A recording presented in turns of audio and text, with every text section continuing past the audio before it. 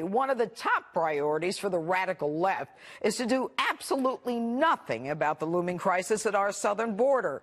They don't care about the death, destruction, and devastation caused by our porous open border.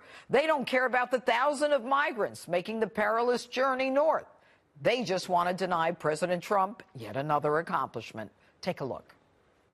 I can tell you the Republicans want to have a wall, but the Democrats are told that you can't do that. They are doing a tremendous disservice. The Democrats are doing a tremendous disservice to our country. I don't think Nancy has a clue. And I see that when she says walls are immoral. She doesn't have, she doesn't know. And I wish she did, because she's hurting this country so badly. Joining us now is Freedom Caucus Chairman Mark Meadows and the author of The Russia Hoax, Fox News legal analyst Greg Jarrett. All right, Congressman Meadows, you know, I heard something interesting, and that is that there is talk of biometrically tagging some of these illegals, and if they send them back, if they come back, then they face some serious penalties. Are you familiar with that concept at all?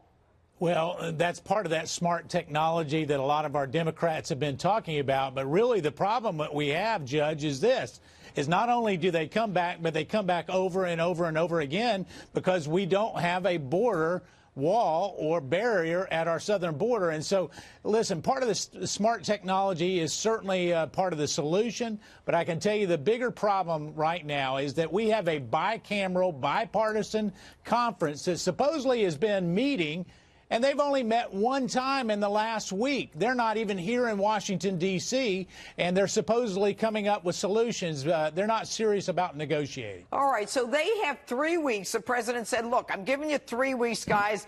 Go in there and hammer something out. You know, bipartisan, both houses. And you're telling me they met once and now they're gone again? Yeah, they've only met one time. They met Wednesday. They don't have any scheduled meetings to meet again until possibly at the earliest next Wednesday. So it's not really serious about coming up to a solution. And I can tell you, when the Democrats rolled out their first offer, it had zero money for a border wall. And I mean, you know, at this point, you have to wonder if they ever had an intention of negotiating in the first place. You know what? I don't know who's on this committee, but I'm going to find out, and I'm going to talk about it on my show tomorrow night. Because you know what? You meet once when you've got 3 weeks to resolve one of the most important issues in our country right now, and you plan on meeting once next week. That's an outrage. But I'm going to go to Greg Jarrett. All right, Greg. The president says there's a good chance, and based on what we just heard from Congressman Mark Meadows, if they don't come up with something, Congress has not wanted to come up with something since 1986. They don't come up with anything. The president has the right to declare an emergency, correct? He does, under the National Emergencies Act of 1976. Congress actually delegated unfettered authority and discretion to the president. They can whine all they want, but they're the ones who gave him that power. Once he invokes it, he then turns to another law that Congress passed 6 years after that in 1982, which says specifically he is authorized to undertake military construction projects not otherwise authorized by Congress. So they gave him another tool that he can utilize. Right. They can complain all they want. They can sue. In the end, they have no legal basis to prevail. Okay, so he doesn't need Congress for this. He doesn't. And, you know, I just realized, do you know that there have been 58 national emergencies declared since 1976, I believe the law was passed, but 79 when they first did something. And all of a sudden, the president wants to do this. We've got fentanyl, opioids, we've got human trafficking, heroin, sex trafficking. Humanitarian crisis on top of it. As well. If Barack Obama can declare a national emergency with respect to Burundi, South Sudan, and the Central African Republic, this president can certainly declare an emergency with respect to Mexico, because you just identified the acute, imminent crisis. And insofar as drugs is concerned, more than 100 people die a day. It has now doubled over the last decade. This is a serious emergency. And, you know, Congressman Meadows, I believe it was just today or yesterday, one of the biggest catches of fentanyl coming across the border. Enough fentanyl. I don't know if people realize, or viewers realize this, but if you inhale that stuff, it can take out a state. I mean, just the mere presence of it. You don't have to be a drug user. You don't have to have a needle. Nothing. The presence of this stuff can kill off millions of people. Well, you're exactly right. Even our law enforcement officers many times have to wear gloves when they're doing a search, because if they happen to have it and get even a small dose of this, and I'm not talking about taking it, I'm just saying getting on their skin or inhaling it in some way, you know, they can have just unbelievable and fatal outcomes of that. So, you know, it's not just about the drugs, though. And Greg is exactly right. The president has some executive tools in his toolbox. Members of Congress, we always want to restrain those, but President Barack Obama used it over and over and over again. I can tell you, he sent $1.8 billion to the Iranians. I didn't appropriate that. So if he can do that, certainly the president can find a couple of $1 billion to support the efforts at the border. $1.8 billion to the Iranians. That's interesting. All right, Greg, I'm going back to you for a second. So let's assume that this committee comes up with nothing, because they won't, because they're not meeting, they're not working, they don't care. Right. All right. I say that freely. The president declares a national emergency. Somebody goes to court to stop it, to get an injunction. Kamala Harris is vowing to do it. All right. Kamala Harris is vowing to do it, which means it gets done, and then it goes to the Ninth Circuit. Right. How quickly can it go to the United States Supreme Court? Well, the president could actually preempt it all by filing a declaratory relief action to get an immediate judgment from a federal court. But if he waits for the Ninth Circuit and they decide against him, which would be wrong by them, but they always get it wrong. They will. Then he would seek an emergency petition to the U.S. Supreme Court. But, you know, Kamala Harris, how embarrassing. She was the state attorney general in California. She says this is an abuse of power. Clearly, she hasn't read the law that Congress passed giving the president the authority, and she's a member of Congress. Well, the amazing part of it, Congressman Meadows, is that, right is wrong and wrong is right, and it's almost as though we're living, and I'm going to date myself here, in a twilight zone. It's like what they say is what goes out there, and they believe it, even though facts have nothing to do with it. Well, you're exactly right. And when they do that, they forget that they voted for border walls before or border fencing. They forget all of that. And, you know, even if Senator Harris thinks she's going to file a lawsuit, there's such a thing as standing. I'm not sure that any member of Congress has standing. It's probably going to be someone else. But Greg's right. There's no doubt they'll file a lawsuit. If they can, they'll file it in the Ninth Circuit. But here's what we have to understand. One party is for securing our borders and keeping our communities safe. Another party, the Democrat Party, is for open borders and saying whoever wants to come in can come in. We've got to make sure we stand up for the rule of law, Judge. Joining me now live with the latest on the multiple migrant caravans steadily making their way to our southern border is Fox News correspondent William Lajeunesse, who is at the U.S.-Mexico border. William? Well, Judge, this is San Ysidro behind me, busiest port in the U.S., 70,000 cars a day. They're waiting to come into San Diego, or at least to the area. As to the latest caravan, that left Mexico City on Wednesday, 2,500 Central Americans. We expect them to hit the California and Texas border probably Tuesday, just in time for the President's State of the Union address. Chances are they will.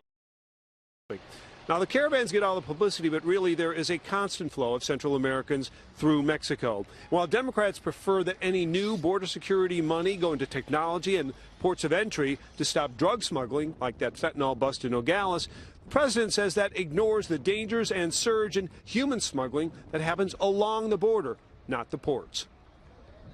It's very hard to do human trafficking through ports of entry, because you have people standing there looking, and they say, hey, what's going on in the back seat? What's going on in the trunk? They check these things. So they come into areas where you don't have the barriers.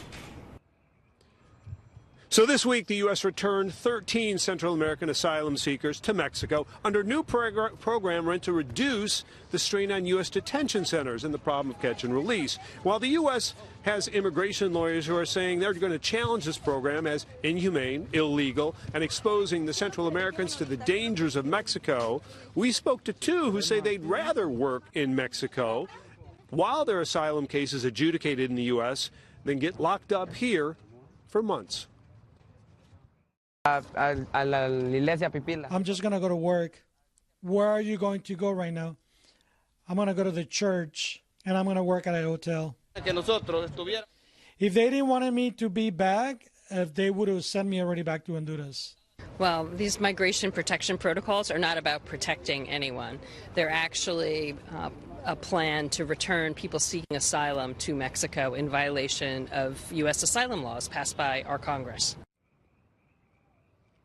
So right now, the Remain in Mexico program only applies to immigrants in San Ysidro, this port of entry, and only single men. But U.S. officials said today they want to expand that to other cities along the border and to families as well. But that is something Mexico yet has not agreed to. Judge? All right, William, thank you so much.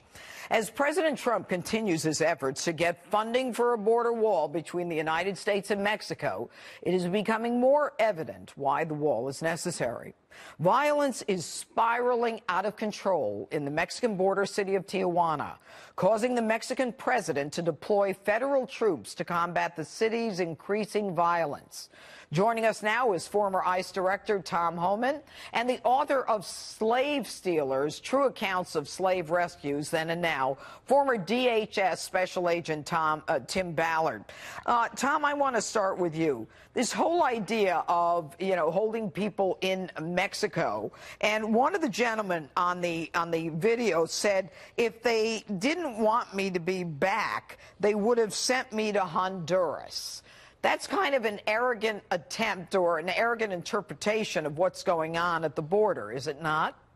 Yeah, look, the president's trying to do the right thing. If they want to come to this country and they do it legal way, they can wait in Mexico for the hearing. President Trump tried to address this when he said if you enter the country illegally, we're not going to let you claim asylum. And, of course, ACLU sued him, and some judge in the Ninth Circuit agreed. And let me tell you what the ACLU did. They put these aliens back in danger because if they were required to go to port of entry where they're surrounded by special agents, the women aren't going to be raped, children won't be molested, we're not bankrolling criminal cartels. When you said it's okay to enter illegally and claim asylum, these people left the port of entry. Now, as you see from the videos last few days, they're entering the country illegally, which bankrolls criminal organizations, the same organizations that have killed Border Patrol agents. They bankroll the cartels who control that northern section of the border, and they put these people in harm's way. 31% of every woman that comes up to Central America to the Mexican border that enters this country illegally, 1 in 3 is sexually assaulted. That's not a DHS number. That's a Doctors Without Borders number. So what these people did in trying to beat Trump and take Trump on, resist Trump, is put these people back in danger. The amazing part of it, Tim, and I'll go to you. Tim, of course, you spent 12 years working undercover in the Department of Homeland Security, and you were very involved in human trafficking, which, of course, is the fastest growing crime in the world right now. And you see so much of what's going on in children. Give us just a brief idea of what's going on at the border. Well, I was a special agent on the southern border working child trafficking cases, so I understand what's going on here. These children are brought through where there's a wall-less section of the border. One little girl I'll tell you about that we helped to get out of this. She was trafficked through the wall-less section into New York City, and this is typical. This is the reality. She was raped 30 to 40 times a day for 5 years. 13 years old. Okay. Now, had there been a wall.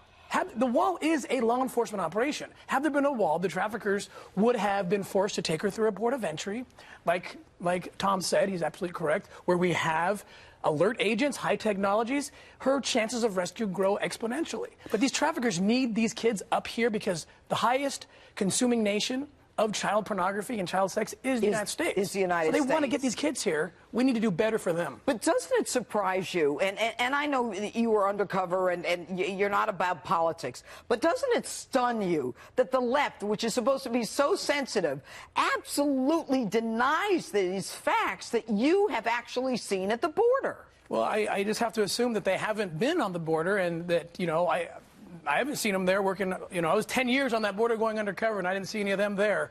So we need to talk to people who are there, experts who are there, the law enforcement entities who are there, and see the problem. And Tom, I'll go to you. And yet the Democrats are coming out and saying, we don't need a steel slab barrier. Forget a wall. Wall's off the table.